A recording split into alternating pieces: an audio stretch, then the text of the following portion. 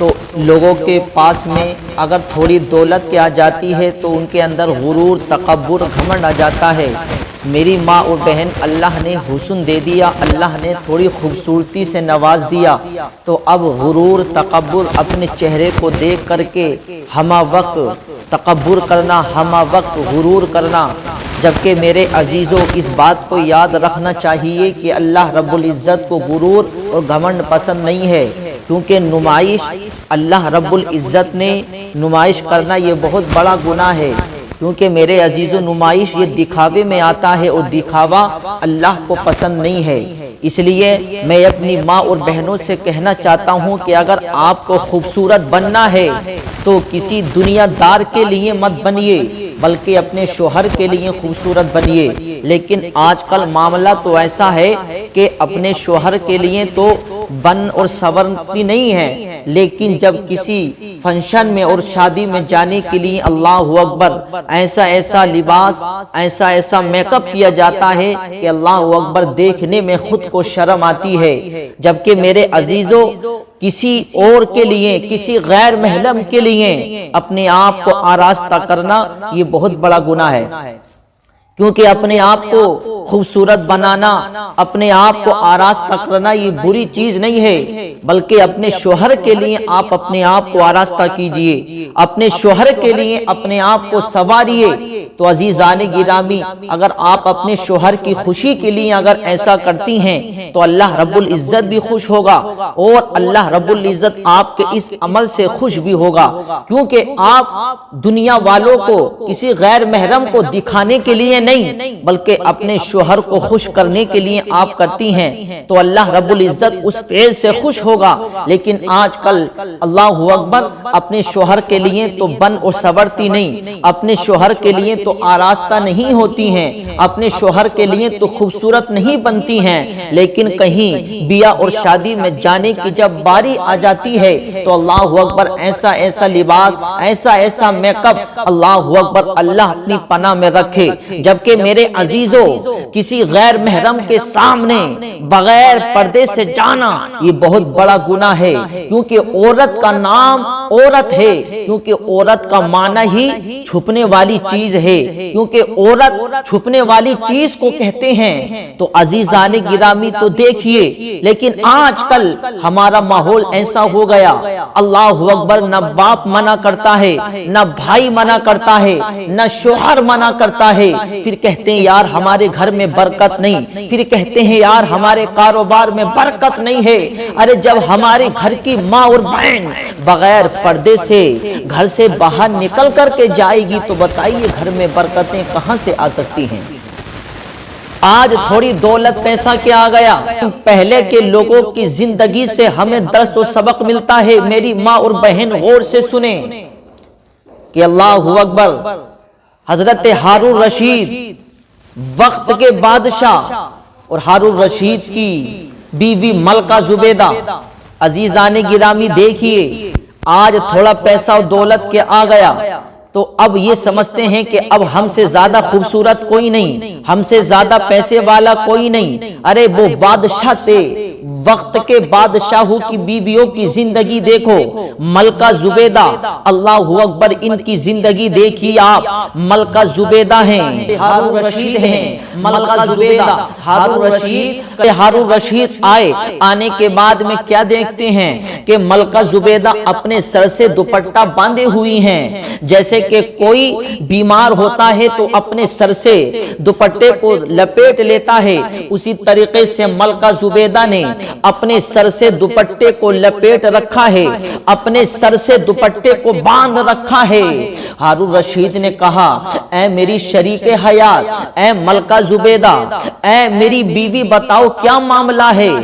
آج سے پہلے آپ نے اپنے سر سے اس طریقے سے دوپٹے کو نہیں لپیٹا، لیکن آج آپ اپنے سر سے اس طریقے سے دوپٹے کو باندھی ہوئی ہیں، وجہ کیا ہے بتاؤ تو صحیح۔ تو ملکہ زبیدہ نے جواب دیا اے میرے شوہر نامدار، اے میرے سرتاج، اے میرے شوہر سنیے، میں نہانے کے بعد میں چھت پر چڑھی تھی، میں اپنے بال سکھا رہی تھی تو میں نے دیکھا کہ ایک غیر محرم کی نظر میرے بالوں پر پڑ گئی تو مجھے گوارا نہ ہوا، میں نے اپنے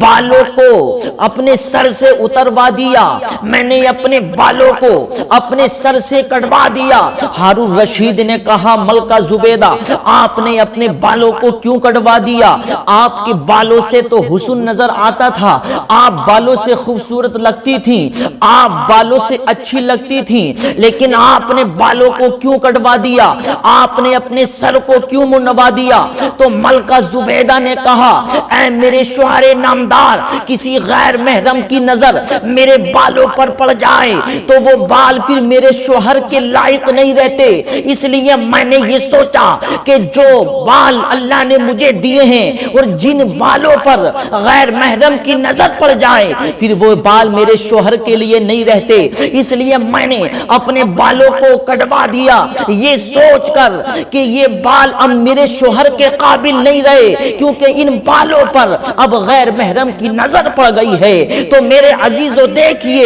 ایسے ہوتے ہیں دیوانے، ایسے ہوتے ہیں اللہ سے محبت کرنے والے، اللہ اکبر،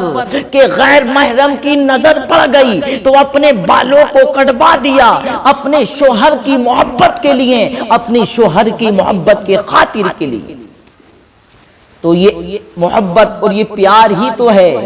عزیزان گرامی کی غیر محرم کی نظر پڑ گئی تو گوارا نہیں کیا کہ اب میں ان بالوں کو اپنے سر پر رہنے دوں، بلکہ سوچا کہ ان بالوں پر اب غیر محرم کی نظر پڑ گئی ہے تو عزیزان گرامی دیکھیے یہ ملکہ زبیدہ ہیں، بادشاہ کی بیوی ہیں، لیکن آج کل اللہ اکبر میری ماں اور بہن کی زندگی چاہے کسی غیر محرم کی نظر پڑے، چاہے بالوں پر پڑے، چاہے چہرے پر پڑے، چاہے جسم پر پڑے، کوئی فرق نہیں پڑتا۔ اللہ اکبر، آج کل تو پردے کا ایسا معاملہ ہے، نہ چہرہ چھپایا جاتا ہے نہ بال چھپائے جاتے ہیں۔ اللہ اکبر، میرے عزیزوں بتاؤ، اے میری ماں اور بہنوں بتاؤ کہ آپ اپنے سر کا اور اپنے چہرے کا پردہ نہیں کرتی ہو اور بغیر پردے سے گھر سے باہر جاتی ہو اور آپ کے چہرے پر، آپ کے بالوں پر غیر محرم کی نظر پڑتی ہے۔ اللہ اکبر، کسی کی نظر کیسی ہوتی ہے، کسی کی نظر کیسی ہوتی ہے۔ پھر بتاؤ جب آپ بغیر پردے سے گھر سے باہر نکل کر کے جاؤ گی تو پھر آپ کے گھر میں برکتیں کہاں سے آئیں گی؟ آپ کے شوہر کے کاروبار میں برکتیں کہاں سے آئیں گی؟ اس لیے میرے عزیزوں میں آپ کو یہ بتانا چاہتا ہوں، اگر آپ اپنے گھر میں، اپنے کاروبار میں، اپنے پیسے میں اگر برکتیں چاہتے ہیں تو اپنے گھر میں دینی ماحول بنائیے۔ اگر آپ نے اپنے گھر میں دینی ماحول پیدا کر دیا تو انشاءاللہ آپ کے گھر میں بھی برکتیں ہوں گی، آپ کے پیسے میں بھی برکتیں ہوں گی، آپ کی دولت میں بھی برکتیں ہوں گی، اور آپ نیک بن گئے تو انشاءاللہ آپ کی اولاد بھی نیک پیدا ہوگی۔ تو یہ زندگی ہے،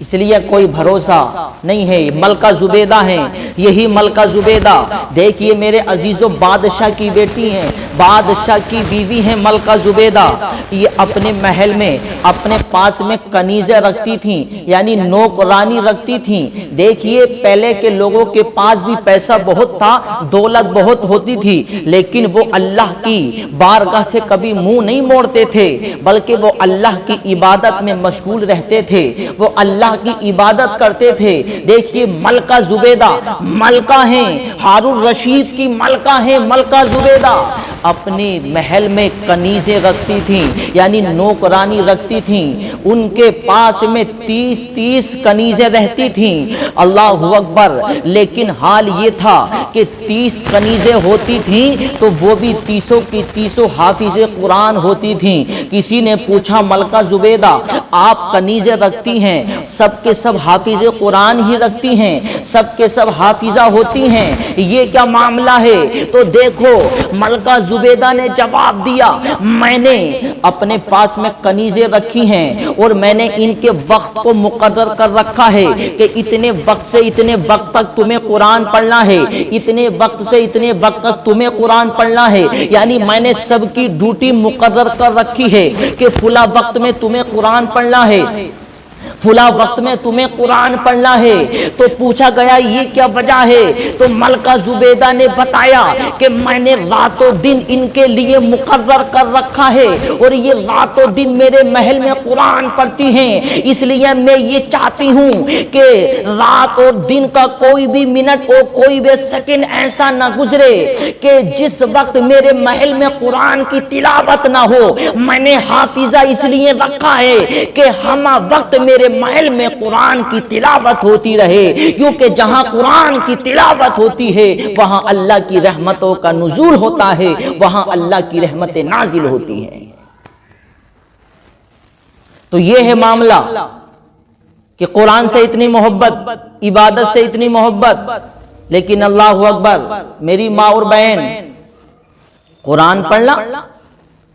اللہ اکبر، قرآن تو گھروں میں رکھا ہوا ہے، گھروں کی زینت بنا رکھا ہے، لیکن اتنی توفیق نہیں کہ قرآن کو پڑھ لیا جائے، اتنی توفیق نہیں کہ قرآن کو پڑھ لیا جائے،